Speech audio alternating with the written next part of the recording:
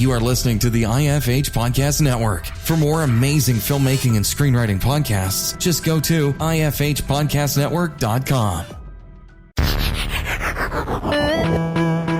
You're listening to the Dave Bullis Podcast.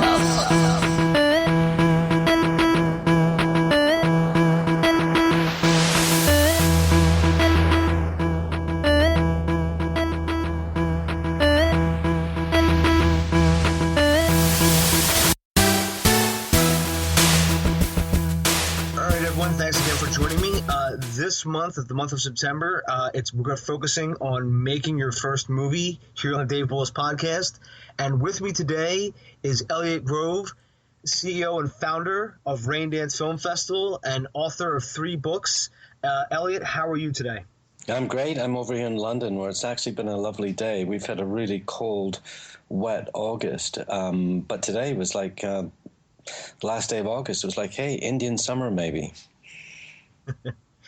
I mean, here in Philadelphia, it's been all sorts of weather. Right now, the sun is shining and it's pouring rain. Wow, rain dance. It's just so ironic, right? It's meant to happen. Yeah, I guess so. But you must have a rainbow then if it's sunny and raining. Odd enough, where I'm at right now, I actually can't see. I can see because I have a huge awning and I can't actually see anything. Okay. Else. But I'm going to check as soon as I'm done this interview with you. Cool. So, Elliot, just to start us off, what is your background and how did you get started in film? I have absolutely no background, no training, no experience, no nothing. I grew up on a farm outside Toronto, not that far from you. And my parents were Amish, the horse and buggy people, and I was always told never ever to go to the movie theater because the devil lived there. And here I am, Dave, doing the devil's work. I saw my first movie when I was 16. I was sent into a little town outside Toronto with a part my dad couldn't fix. And I'm walking up and down the little shopping street in this little village. And I was 16. I had a few coins in my pocket. It was a hot day, and I was wondering what the devil looked like. And lo and behold, there was the House of the Devil, the cinema. And I went in and paid my money, and I saw Lassie Comes Home, which was, I couldn't believe the devil was so,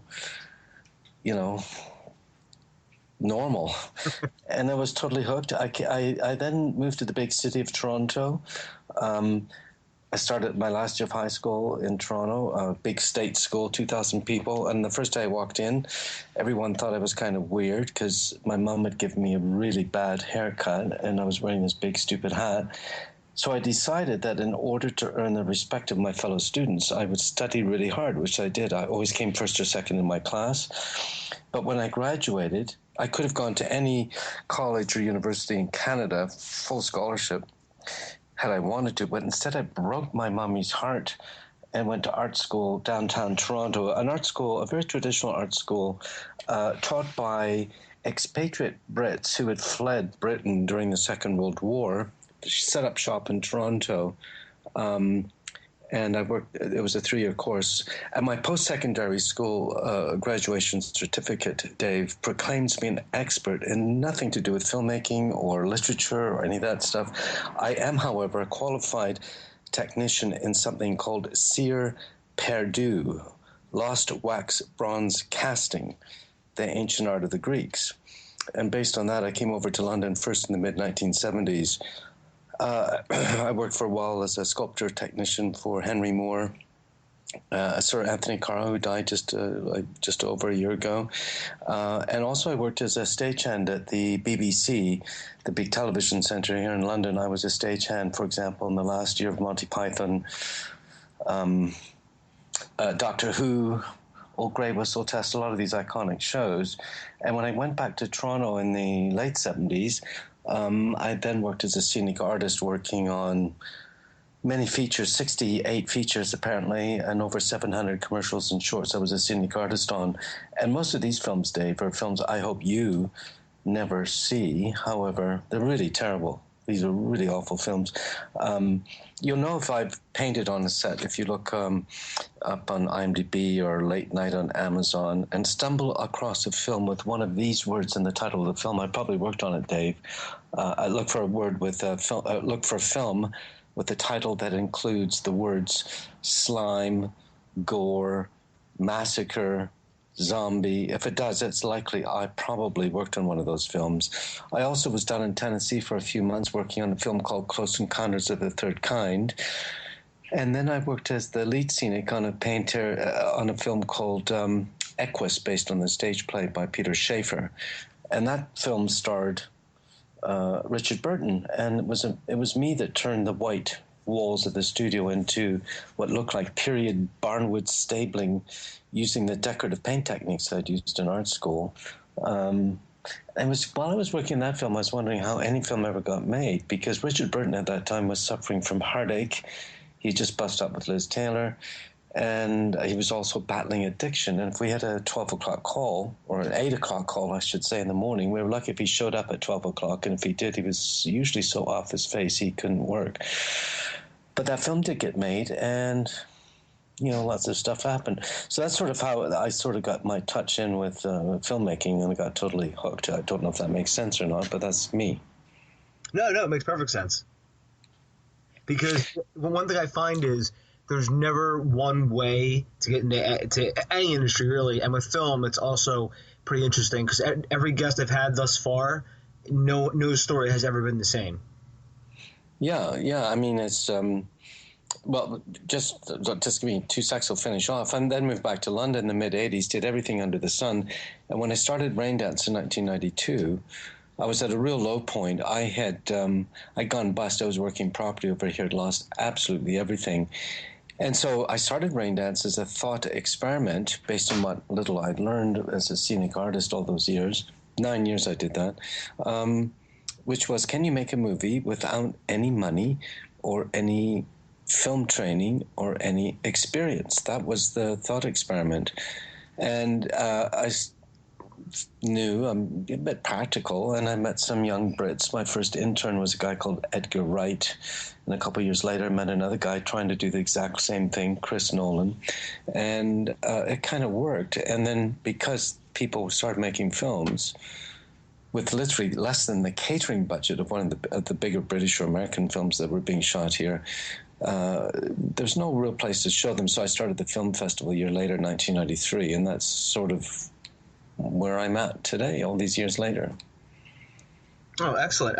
It's interesting. You had Christopher Wright, and the next year, first year you had Edgar Wright, and then the next year Christopher Nolan. It was about 2 years gap in between, I think.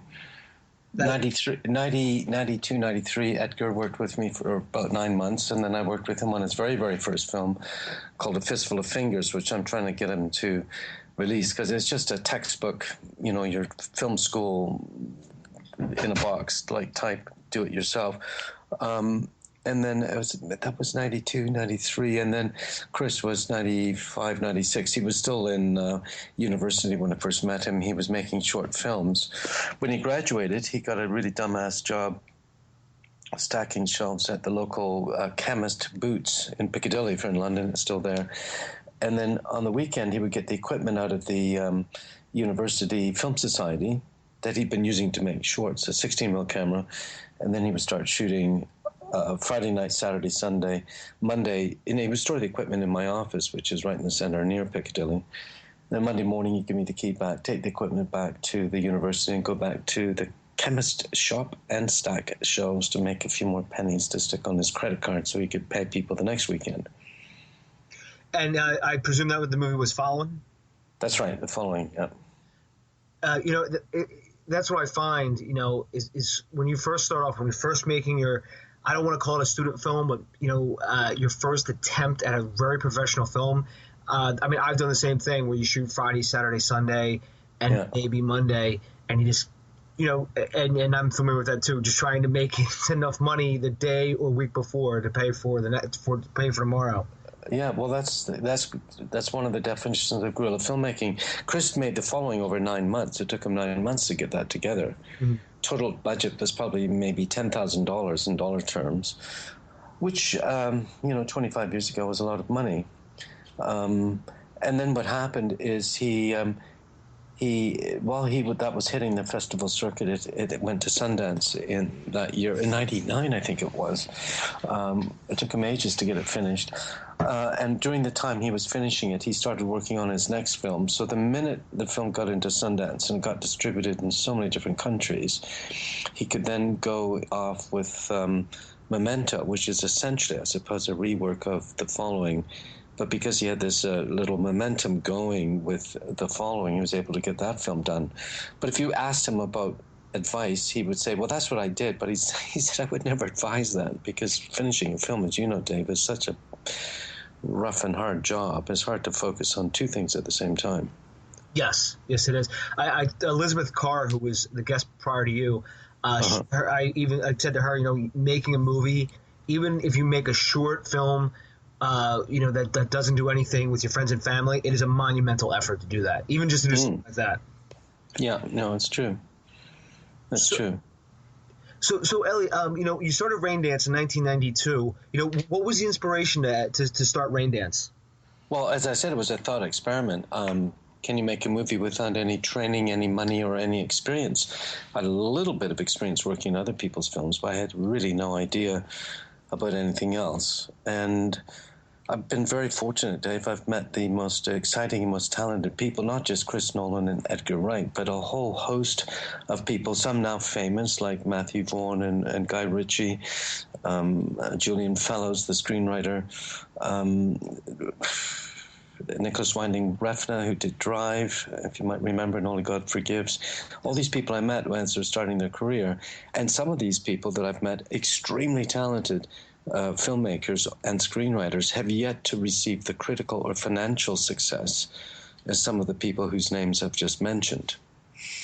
And we were all sort of, back then, we're all trying to do stuff quicker and cheaper and better than anyone else. Someone would say, I'd make it for $6,000. Someone said, I made it for $5,000. And someone for $4,000 and $3,000, $2,000, trying to see how we could beat the system. And then, of course, in the mid-90s, we got our first PD-150s, and those cameras really changed everything, that you could shoot on video and still get a pretty good picture quality.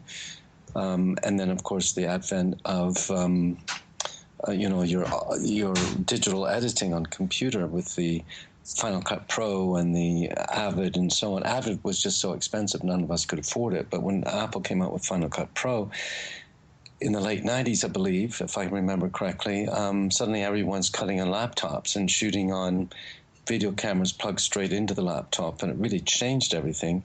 And then in 2003, over 10 years ago, Nokia came out with a phone that could take 15 seconds of video.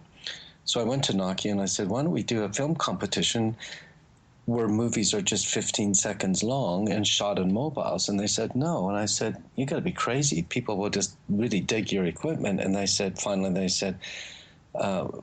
no, because no one could make a short film with the beginning, middle, and end in just 15 seconds. But they finally agreed, and then for 3, 2, 3, 4, 5, and 6, for 4 years, we did something called the Nokia 15-second shorts, which were really the first UGC, user-generated content, and it's been much copied and emulated since then, so-called mobile wood, so-called snackables or micro shorts. But we stopped doing it at the end of 2006 because Nokia decided in 2007 that your handset, your phone, was going to be used not for movies but for music. And that was the year that the iPhone came out and kicked their butt. And also in 2004, we teamed up with internet service provider here in London, now gone, sadly, called Tiscali, but now part of the so-called Talk Network, one of the big ISPs here. And we did the first day-date screenings where you could either come to the cinema and see a film or log onto your website, enter a code, it was a free code, and watch a movie. And we were doing that many, many years before. I think it was like 2011 or 12 before Tribeca and Sundance and South by Southwest started doing day-date screenings, but we were doing that way back. But again, being independent and not having oh, this is going to sound really cheesy and like I'm moaning, but I'm not. Without having a proper marketing budget, we couldn't really tell people about it. So anyway. It's interesting. With the Nokia phone challenge, that whole competition. Because the iPhone, they have iPhone film festivals now. Yeah, sure. And QR code film festivals where you have you'll see a poster with a whole bunch of QR codes. You can go up your phone and just hold it in front, and then you'll see whatever film. Oh, yeah, it's been much copied. We started it. We also started something in 1990. Let me see what year this was. 1997. I managed to blag a Panasonic Gold 35 millimeter camera kit with all the lenses for a whole week, and we had a whole bunch of ends and recans that I blagged from local production companies back when everyone was shooting film, it seemed. And then I had 6 different directors pick up the same 2 actors every morning from the same park bench in Leicester Square and go off and do a little short film. And they had planned these out a few weeks ahead of time. These were all directors in they had films in the festival that year. One of them happening to be Nicholas Winding Refn. I produced his first short film, in fact, this one. We had his feature called Pusher in the festival that year. And this became known as the 24-hour film challenge or the 48-hour film challenge or the 72-hour film challenge. It's just so tedious that it just about killed me because every night I'd have to race the film stock out of the lab, pick it up the next morning, have a volunteer sit at some telecine facility in the center of town to see if they had a gap to do us a favor, and then as soon as we got that done, and teams of editors started cutting it together, and that was our closing night film that last year. And I got to tell you, I'll never do that again. It was cute, but it didn't really mean anything, if you know what I mean. Mm-hmm. Something to just go back, you were talking about how to make movies cheaper, and somebody would make it 5 and someone would make it 3. Yeah. You actually had a movie that debuted in 2009 at the Raindance Film Festival, and I actually have it on my shelf behind me. It's Colin, which is a zombie film. All right. Which I think is, they shot it, I think it was, 50 pounds. Yeah, about $100, yeah. Yeah, and, because, it is just really a guide to how you can make a pretty good film, an indie film, a film that, is off the beaten path, and you don't have to spend a lot of money. Yeah, they made some money on that, too. I mean, not a lot. They probably... I don't want to talk out of school here, but they made enough to keep them going for about a year, the 2 guys that made that. And did you see a lot of influx of movies like that after Colin debuted? Well, I saw movies before that, actually. Blair Witch being one. And where you've had Paranormal Activity. These are $10,000 to $20,000 films. Last year we had a British feature film shot on cell phones for about the same amount of money as Colin. Very, very good film. And the year before that we had a German film called Heavy Girls, shot on a cell phone in Berlin for about $500, that's what the stated budget was. This film actually got theatrical distribution in Germany on 60 screens, and they're thinking of putting it out in the UK a year or so later. But tons and tons of movies. And I remind you of the Oscar winner from this year, Search for Sugarman. Mm-hmm. The guy ran out of money, finished that on his cell phone for practically no money, and won the Oscar. And the reason these films do well, like Blair Witch, Paranormal, and so on, is because they have a good story. And if you've got a good story, it really doesn't matter what you shoot it on. Similarly, Dave, we get films funded often by European film organizations or government funding that will have for a 10-minute short the equivalent of $100,000. And they're dire. They're beautifully lit. They're well edited. The acting's good. The camera is phenomenal. The special effects are astounding, but there's simply no story. And so my point is, why make it? That's sort of like an exercise in technique without any music, no melody, no story. And you bring up an interesting point too, Elliot, because you wrote a book, which I have right here, which is the Raindance Writers Lab, Write and Sell the Hot Screenplay. Mm-hmm. And as we're making a movie, you have to start with the screenplay first. So as we get into the script, we're actually writing the screenplay. What do you recommend to first-time screenwriters or people trying to actually make a movie? What do you feel? What have you seen that actually works? Well, yeah, again, a bit like one's entry into film, as mine is kind of weird, like I'm sure as yours is. There's different routes into the story, and my thoughts have changed since I wrote that book, which was 2008, was it? I forget when I wrote that book or rewrote that book. I wrote it first over 10 years ago. And I've worked an awful lot with some of the most exciting writers that you can imagine. Now, one thing I learned just a couple months ago, we had a guy called Nicolas Pouffelet from Paris over at London to our office where we have studios, and he gave a talk. Now, Nicolas is known as the writer of an award-winning film called A Prophet, and an award-winning French TV series called The Returned, which plays in America as well. I don't know if either of those two shows or films have crossed your radar, but A Prophet was nominated for an Oscar 2 years ago. Anyway, we're talking, there's about 50 people, I'm interviewing him and so on. His English is good, but it's a second language. He spoke most eloquently. And then he said, I'm doing a new movie.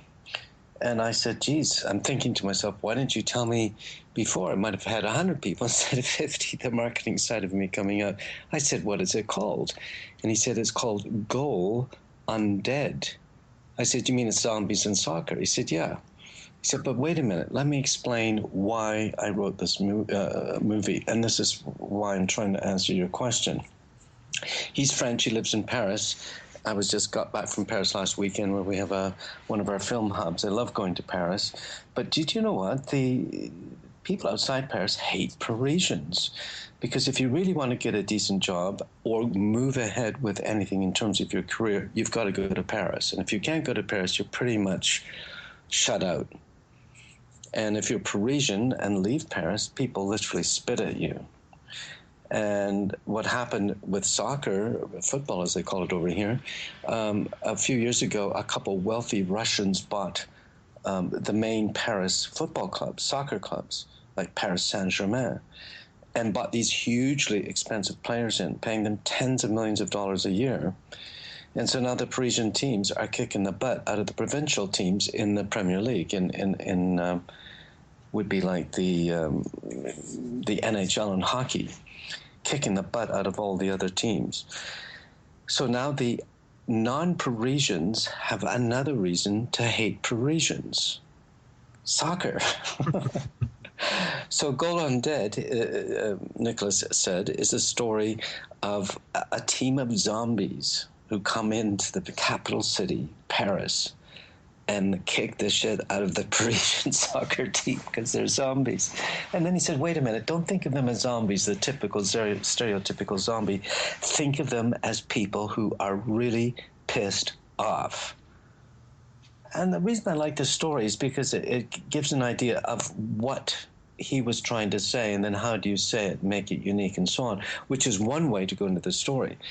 And the other way, of course, Dave, is for many of your listeners may not have that much of an idea, but they may have a friend who's got a weird dog that sort of you can train and tell it to do stuff. You may have another friend who can play guitar. You may have another friend who knows a police station down in a little village just south of the border in Mexico. And you might have another friend with a pickup truck. And you might have another friend with $100 worth of gas. And maybe you all go down to that little village just on the other side of the American border in Mexico, and you make El Mariachi, because that's exactly what Robert Rodriguez did. So that's reverse engineering. You start with a list of all the stuff you think you can get for free or cheap, and then how do you cook up a story using those elements? And I like that way equally as I like Nicholas's way. Nicholas is more esoteric and, if you like, theme-related. But what Robert Rodriguez did, I think, is the... it's just the way to do it. That's what Chris Nolan did with The Fallen. It's what Edgar did with his first film, Fistful of Fingers, which you'll never see, unfortunately. It's what Oren Peli did with Paranormal Activity. His writing tapped into his knowledge of gaming. And, all these films have that sort of reverse engineering element to them. So, I've often heard of that called the Rodriguez list, and it's good advice too, Elliot, by the way. Sorry, I didn't mean to gloss over that. Yeah, that's right. It's called the Rodriguez list, and basically you just make a list of what you have, and then you can, you build an entire script around that. So Elliot, I mean, do you ever notice that a lot of screenwriters, or if you're doing a lab in Raindance, do you subscribe to the 8 sequence method that was popularized by USC? The 8 sequence. I've never ever heard of that before. What's the 8 sequence method? Maybe I'll learn something. I'm going to nick the Rodriguez list. I like that. But I don't have any idea what the 8 sequence list is. The 8 sequences is just the 8 sequences in a script. You have your Act 1, which is sequence 1 and 2. And then Act 2 is sequences 3 to 6. And then Act 3 is sequences 7 to 8. And basically, these sequences. There's things that have to happen in each one have to happen to move your story along, to move everything along. Obviously, Act 1, sequence 1, that's your beginning world, and then when you would end, it would be Act 8, which is your new world. Well, I know Christopher Vogler very well, and I spent an awful lot of time with Sid Field. And those guys, when you go out for dinner with them, they talk about their published work on so-called story structure, and they say it's a bunch of horse shit. But they only do it because the publisher wants them to do that so they can sell more books. And they would tell you, as I now would, that story structure is probably the most dangerous words that you can use as a screenwriter or as a screenwriting instructor, simply because let me put it this way, Dave. If you told the story of your life and I told the story of my life, we'd have 2 very different stories, wouldn't we? Yes. And if we told the story of when you got up this morning till this broadcast was started, and the story I did 5 hours earlier being in London, we would have 2 different stories, beginning, middle, and we both showed up on the radio show. But our journeys would be very different, wouldn't they? Yes, as it would.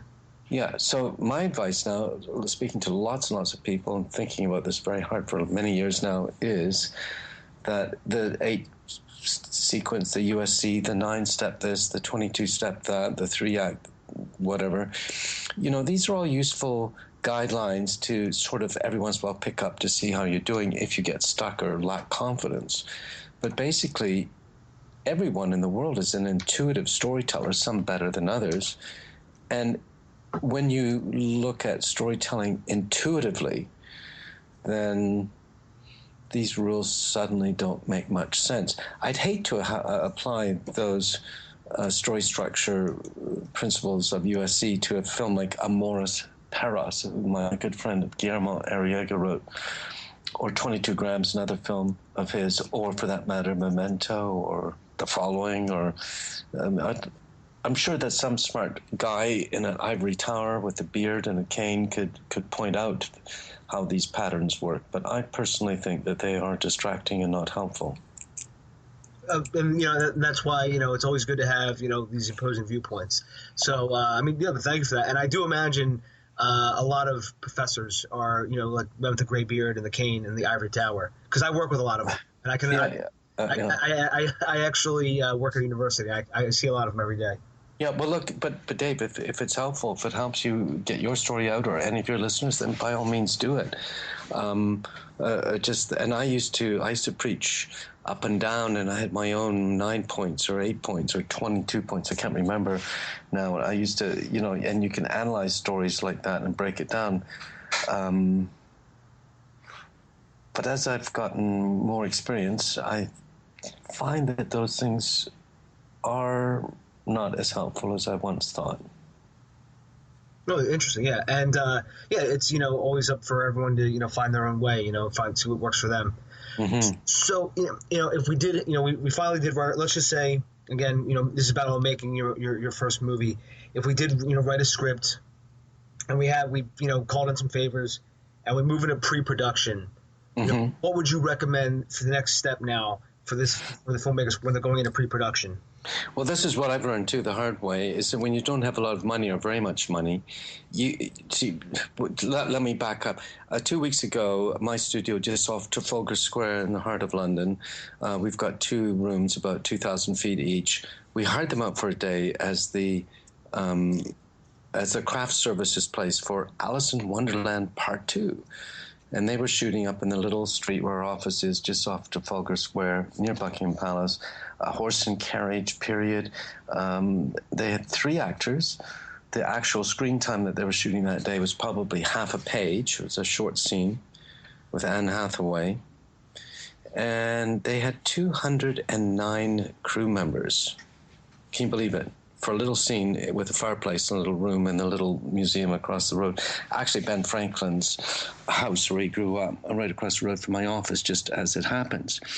Now, the line producer told me that they had a big problem the day before because something didn't show up, and she was moaning how to get some extra special equipment there. It was going to cost them several $1,000s or pounds, whatever. But they got it, and her big worry was not how much money it was going to cost to get it there, but whether it would get there or not. Now, on the movie I made last year, we had a total budget, cash budget of about $75,000 from start to finish, including post-production. What I learned on that was when you don't have money to throw at problems, like they did on Alice in Wonderland Part 2, you need to sit and plan every single thing out. So when you're on the set as a director or line producer, whichever role you have, you know weeks in advance how that day is going to go, and you minimize the risk of stuff not showing up, unlike Alice in Wonderland Part 2. So pre-production, the planning process, the storyboarding, the rehearsal, if you can afford at the time, this is all vital. And then, that's something, too, that especially with not rushing through too much for pre-production, that's something I found also is especially storyboarding. I found that to be very, very helpful. Yeah. I know I used to work with a cinematographer who actually downplayed all storyboarding. And then finally I realized I stopped listening to him. And then it was like we had an epiphany, And, and speaking of your movie, which is Love, Honor, Obey, correct? Yeah, we've had to change the name to Deadly Virtues, Love, Honor, Obey, because there was another British film called Love, Honor, Obey, which played last weekend at Fright Fest and was voted the best British horror film at Fright Fest, which is one of the world's big horror film festivals, so we're pretty pleased with that. I actually donated to it on Indiegogo. Did you? Oh, my God. Have you? And I bet you haven't had your perk yet, because we've been really crap at that. No, I haven't received it yet, but I mean, I understand how it goes. Well, we're waiting. We've just about to sign a small Canadian and small American theatrical stroke VOD stroke DVD deal. So we're waiting for that to happen. Hopefully in the next few weeks, but it's been a year now. So it takes, oh my God, that's a whole nother story. Self-distribution, what a nightmare that is. Well, hopefully we can just touch on that in a couple minutes. I know how, I've self-distributed too, and I know how tough that can be. But just jumping back to pre-production, so we're storyboarding everything. So if you jump into production, what tips could you give, a filmmaker making his first film with production? The smaller the crew, the better. The fewer the mouths to feed. The fewer the locations, the better. The less transport you need. That's about it. In terms of sound, we had a very interesting sound recordist working with us who just happened to be free. He had just finished a movie with Jonathan Glazer called Under the Skin, which is a marvelous movie. But he was actually doing the special effects right on the set. So when the guy gets his finger cut off, he knew the day before that's what we'd be shooting. He brought a stock of celery and some scissors and could cut the celeries and then have all those sounds ready, which saved us a lot of time in post-production with sound effects. But I'm not sounding too enlightened here. No, that's good advice, though, Elliot. That is, keep everything minimal. And then again, you've already touched on the cameras, which is pretty much, even with a cell phone now, they're a pretty good camera. Yeah, we shot ours on a Red, and never again. I didn't like the Red. The next one the next one I shot was just last week. Was Arri Alexa, which are good. And we shoot on cell phones all the time here in London. We shoot probably, I don't know, tons of stuff. little promos for the festival. We archive a lot of the stuff from the festival on cell phones, and people think we've got big, expensive cameras. But when you're using any camera, especially indoors, how you light it is going to make it look either really shitty or really good. And also, how good is the sound quality? And I guess that's the thing I've learned the hard way, too, over time is... Chris Nolan tells a hilarious story about The Following, which he will tell you the sound sucks in that film. But if you look at that film, the first 3-4 minutes is set in a cafe with two characters talking. And the sound's really good because he could control it. And remember, he shot 9 months of weekends, and every weekend nearly he had a different sound recordist who didn't know what they were doing. So his theory was you would start with a very controlled 3-4 minutes of sound, and then by the time the audience was into the movie, they'd be so into the story they wouldn't notice how crappy the sound got. But try listening to the sound of The Following. You'll be amazed how shitty it is. I'm going to have to watch that again because I actually didn't notice anything with the sound. So he was right in that one. The other thing he does is always whenever actors speak, they always are standing in front of windows because they had no money for lights. So you look at The Following; they're always standing in front of windows. And he tells a story of one day they were shooting in the streets of Soho in central London, and they had enough film stock for one take. And a motorbike goes by. Oh, geez, got no good sound, but got no more film stock. So what he did is he put the actors back to the starting position. They're running down the street, shouting at each other, and just did a dry take, i.e. sound only, no camera. And it worked. They put the sound track on top of the picture track, and presto, gun. Now, 10 years later, he's in New York with Christian Bale shooting Batman, whatever, with IMAX, whatever. And they're late at night, and they've got like time for one more take before union, and we got to stop shooting for the day. Geez, another motorbike goes by. He goes, damn. And then he has a dry take with Christian Bale and all the other actors, sending the cameras home early. And that's the sound you hear in Batman, using this technique he learned shooting a very, very, very low budget film. And this is a guy who's not gone to film school at all. It's completely self-taught. Yeah, that's pretty interesting. I'm gonna have to check out that scene too from Following, that exact scene. And I mean, that's sometimes what you have to do is you actually have to just just try to get as much audio and then just put that over the video. I've actually done that too. I actually had some video and some audio have just been totally messed up from what have you. Yeah, sure. And then you have to piece this together. And thankfully, through the advent of non-linear editing systems, I can just fire up Adobe and I can just start piecing everything together.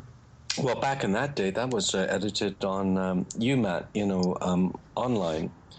So you have two tape decks and you're going back and forth. It's like El Mariachi was edited too. I mean, that's how much it's advanced in such a short space of time. Yeah, the old reel-to-reels. Yeah.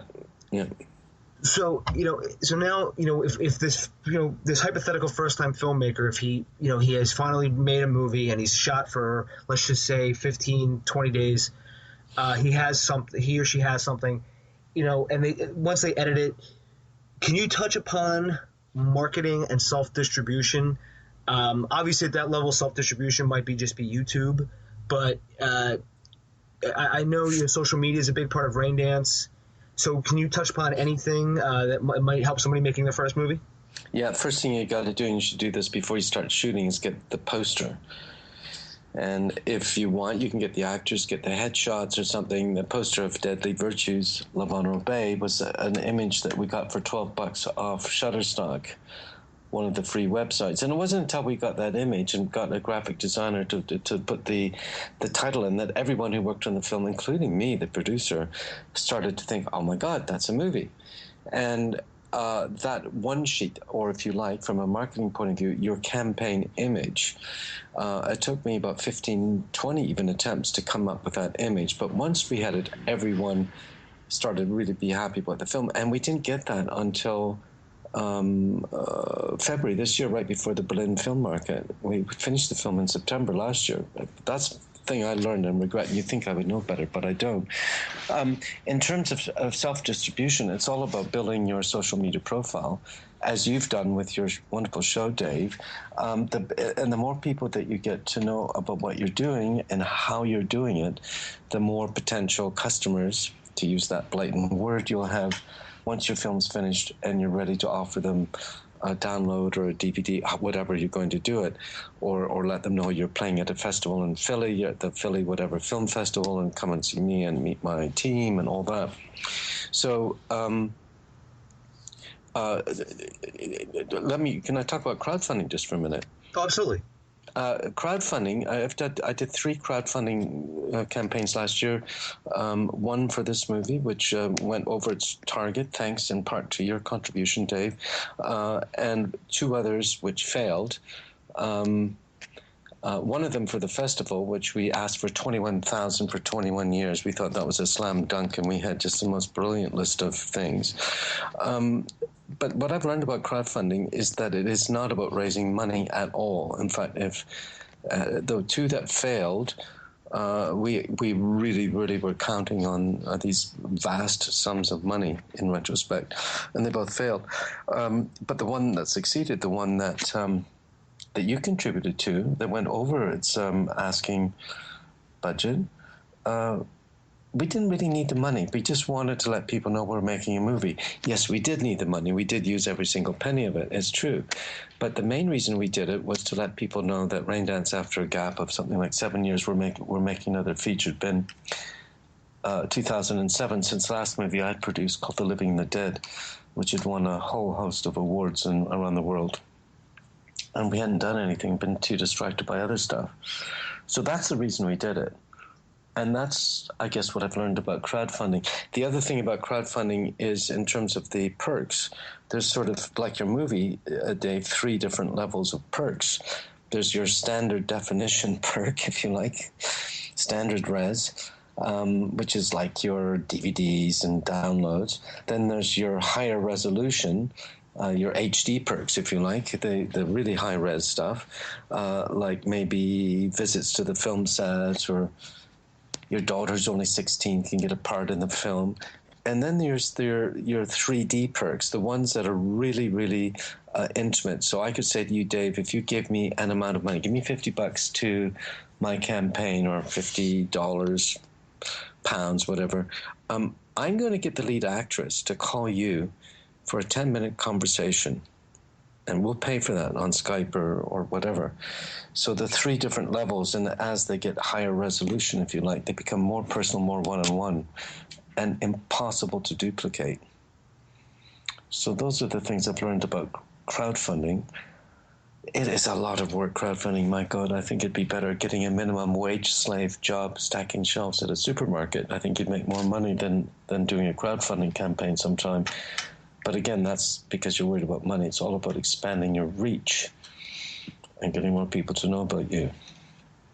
Yeah, that is something too that I've also other guests have noted on, is that crowdfunding is beyond a full-time job, and that the most successful campaigns have to log anywhere between 6 to 10 hours a day. Yeah, I would agree. And also John Reese, who talks about a PMD, producer of media and distribution, someone who looks after your social media, your crowdfunding, and your self-distribution. That is a hugely important thing, and it's a whole new role that did not exist 10 years ago. Yes, yeah, I actually was having a conversation. I was actually going to be a producer on a web series, and that was something that I brought up, was that we are going to need this. I mean, I could have filled it in because, I love doing social media stuff, but that's a whole other story for another time. But for distribution, do you have any advice there from either for a first-time filmmaker, either on YouTube, just putting it up there to see the results, and hopefully somebody recognizes it, or comments or gives it a like, or to even trying to get something on to DVD? The ones that have worked that I know of from over here have been ones that have been the easiest to work, either your top genre, horror or science fiction, or something that has a social edge to it. 2 years ago, we had a documentary, British documentary here, actually a Swedish documentary made by a Swedish woman who'd made a story about a British story. The story was an honor killing. A young woman was killed here outside of London by her family because she had fallen in love with a non-Muslim. It was a horrible, tragic thing. And this film played at Raindance. It was then sold to the commercial networks, and I guess they would have made some decent money on it. It was like not news, but it was timely. And then they put it on YouTube. It had tens and tens and tens of thousands of views on YouTube. Now, I don't know her, this filmmaker, enough to know whether or not she monetized and benefited from that or not, but that really, really worked. The other film that worked, and something you could look up, is by another good friend of mine called, embarrassing, his first name is Dave. It will come to me. He made a film about 5 years ago called Zomblies with an L, 42 minutes long, and it was like his I'm going to become a filmmaker film school.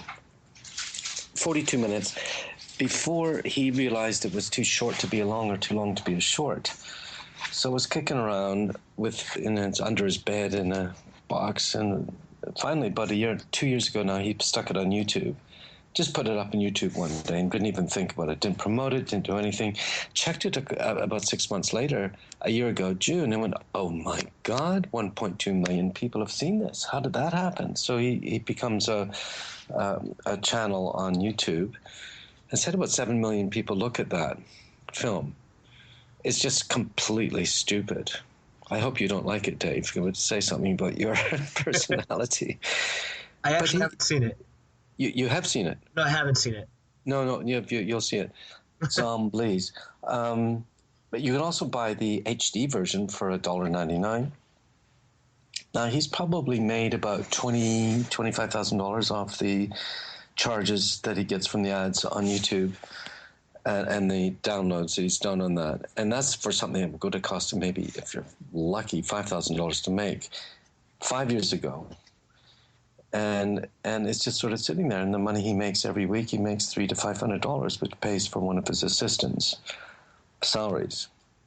So how that happened is because zombies, and is quite a good keyword. So for that to work on YouTube for first-time filmmaker, you really have to understand how keywords and all that stuff, something I'm not very good at. We have a postgraduate film degree at Raindance, and one of the screenwriters based in Toronto, taking the degree online, that is studying, she's getting MSc in screenwriting, which you might think is a bit weird, but she's studying the effect of keywords in dialogue on search engines like Google, using the new voice recognition software, which is about to be launched. So that's interesting. So I think filmmakers need to be aware of all the communication tools of the trade that your so-called digital marketeers use day in, day out, selling you all kinds of crap that you see on the internet. And the so-called thought, people, how to become a better this, better that. These techniques these guys use are actually something that filmmakers need to learn and understand too, sadly. That's actually pretty interesting, especially with the Google tools to understand dialogue. But yeah, you were speaking about SEO, search engine optimization, and long tail keywords. That is stuff that you do have to touch, especially when you're in distribution, because especially on YouTube, those keywords and Google Analytics and all those things, they really help to find, with page rank and everything else, they really help find people to find your film even by accident. Yeah, and then you say, well, if I spend $10 advertising my film and make 20, well, that's actually 100% return. Or if I spend 100 and get 1,000, that's monetizing your product. You become just a content and product creator, like someone who's making a new kind of paperclip or whatever. And it really does change the way you look at your art, because it has to be really 2/3 business, 1/3 art. Mm-hmm. Yeah, I definitely agree. You're right on, Elliot, with that. So in closing, Elliot, is there anything, because we covered the whole aspect of making your first movie. We covered it from script to distribution. So in closing, is there, anything that, we may have missed that you want to talk about? Well, yeah, I mean, I've been doing this for a long time now. When I started, we shot only on 35, showed only 35 millimeter. We bought expensive ads in the local newspaper. We printed lots and lots of expensive leaflets to let people know what we're doing. And now we don't do any of that anymore. The other thing that happened, Dave, on Valentine's Day 2005, coming up to 10 years ago, was a very key moment, Valentine's Day 2005, in the history of movies that no one talks about. But that was the day that the co-founders of YouTube registered the URL, and you can check that out on whois.com, the internet registry. And with that, the way films have been distributed has totally changed. Now, our brothers in the music industry have been coping with that, things like Napster and so on, a good 10 years before filmmakers have. But and they seem to have dealt with it and are surviving. But our big brothers in Hollywood are so paranoid about this and built these huge walls around their product that they're going to be really screwed on that.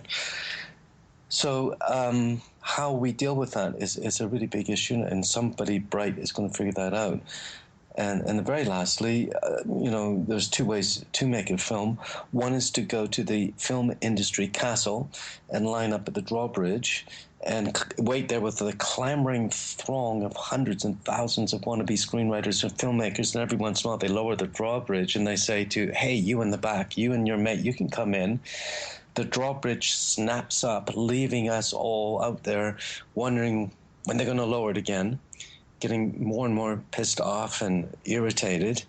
And then someone comes out from the film industry building and says, forget about it, go and buy tickets to the cinema, just forget about it. And of course, that's not what Raindance believes. We believe that everyone should be allowed to celebrate pop culture, both high and low, be it a writer, a dancer, a painter, a sculptor, or in our case, filmmaker. And it's the very best of those celebrations of pop film culture that we celebrate each autumn, or fall, as you call it in Philadelphia, at the Raindance Film Festival here in London. Speaking about distribution, it has become the latest battle. And, a guy who will be on later on in the coming months is Ted Hope. And right. Ted Hope always talks about the VOD and what the future of film is. And I'm gonna make sure, Elliot. I mean, that's probably one of the primary things he's going to talk about. But I'm gonna make, just in case it's not, I'm gonna make sure he touches upon where he thinks this is all going and what the future is for guys like us. Yeah, he is. I know Ted. He's got some very interesting thoughts, not unlike my own, by the way. But yeah. Oh, I mean, I know, Elliot, you are a very interesting guy. I even before I interviewed you today, I know you were a very interesting guy with a unique background. I may have a unique background, but you can't see me. I'm wearing sunglasses even at night here in London, and I'm dressed all in black because I'm Amish, my parents were. I'm wearing sunglasses because I suffered something called arc eye when I was welding as a sculptor's assistant in London back in 1994. And I just had a cataract out a few weeks ago, which was an awesome experience until they stuck the syringe in your eyeball to freeze it. And then the sound of the zzz, the dentist drill is like cutting open your eyeball to put the new bit of plastic in. But the reason I might be able to join you talking about the future of the industry is because when they put this new piece of plastic in my eye, Dave, I can not only see perfectly now, I can also see the future. I think they messed up and put a bit of future plastic in my eye. So what does the future hold then? I think we're going to be influenced by gaming technology and, of course, the internet and multi-entry points into a story, so-called hybrid or transmedia, which, by the way, is not new. It's as old as the hills. If you've ever been to a Cirque du Soleil show or studied or read about how in ancient Rome, the Colosseum, as you walk towards the Colosseum, the minstrels would greet you, playing their songs in their costumes, hours before the show actually started. All these different entry points into the story, I think, is going to be the way it's going. We're doing a future panel at the festival in a couple of weeks here in London, and we're going to record that, and we'll stick it up on our website somewhere, somehow. But do you know they have robotic cameras who decide ahead of time whether the dialogue warrants a medium shot, close-up, or wide shot. And there's these other cameras that have a 360, like Google Street Map, except you can look up, down, sideways. So when the film's finished, you put on these special glasses, and you don't need to look at the actors. You can look at what they're looking around the back of you, and so on. All these kinds of experiential technology that they're developing, which will change cinema going, much the same way as sound and color changed cinema for our great-great-great-great-grandparents 100-odd years ago. So it's a very exciting time. Yes, it is. I'm sorry. I actually had a thought I was going to say. Now it completely escaped me. Now I'm kind of just rambling on. But that is very interesting, though, Elliot. And because there's something you said, I was going to comment, and I had something interesting to add to that. But it's Dave Reynolds' Zomblies, by the way. Okay, I'm going to put a link to that in the show notes. Because I always put anything. Obviously, I'll put a link to Raindance, and because I know you have an opening of Raindance that's coming up next month. That's right. Actually, by the time this airs, this month, September 24th, our opening night film is a film that's been playing in America to great acclaim called I, Origins, written and directed by Mike Cahill, starring Michael Pitt and Britt Marling. His film, Another Earth, which you should see if you haven't, opened Raindance 3 years ago, with music by a New York band called Fall on Your Sword, which are brilliant musicians.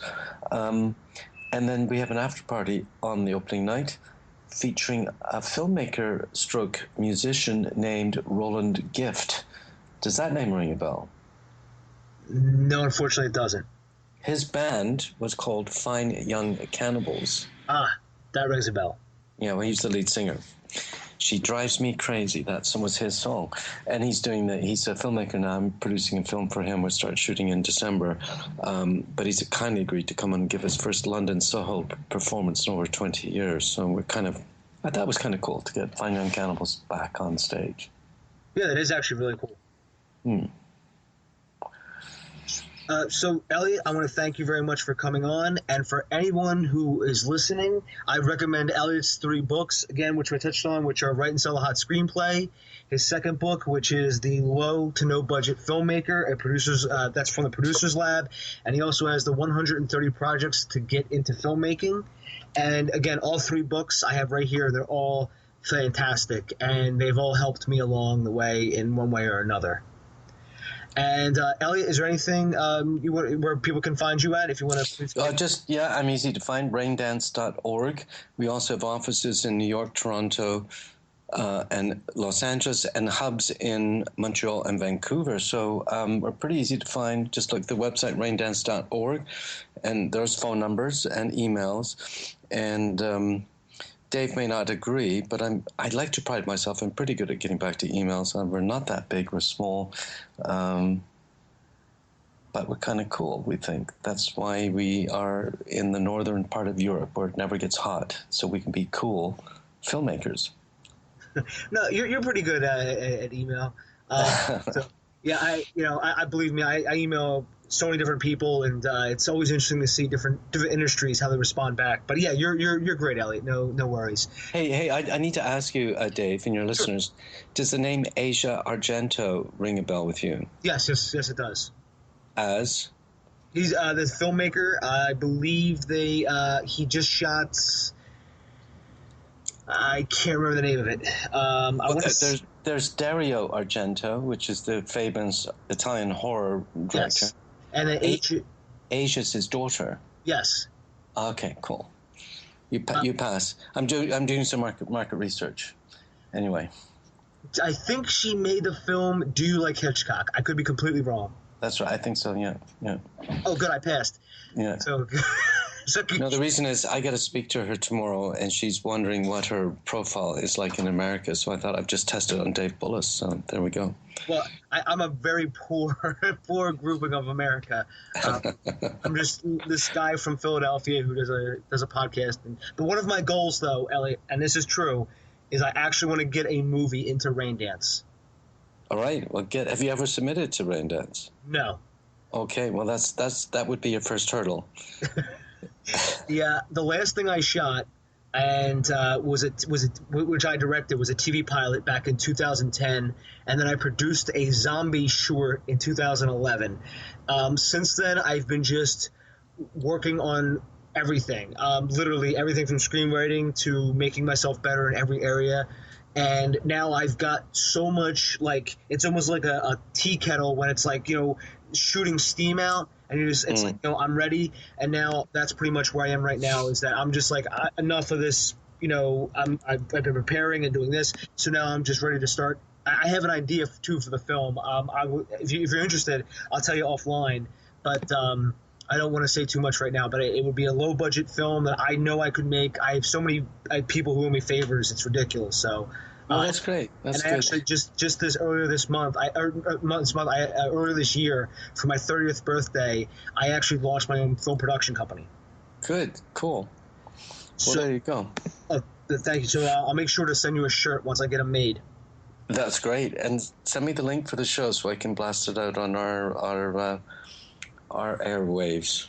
It's funny. I actually didn't put it up online. I just what I did was I actually got to contact some people at some networks, and they gave me a ton of notes, and I've been working on making it a little more network-centric. I would have loved to have made it a web series, but unfortunately it got way too expensive, and our set was actually on a movie studio where After Earth with M. Night Shyamalan and Will Smith was filming.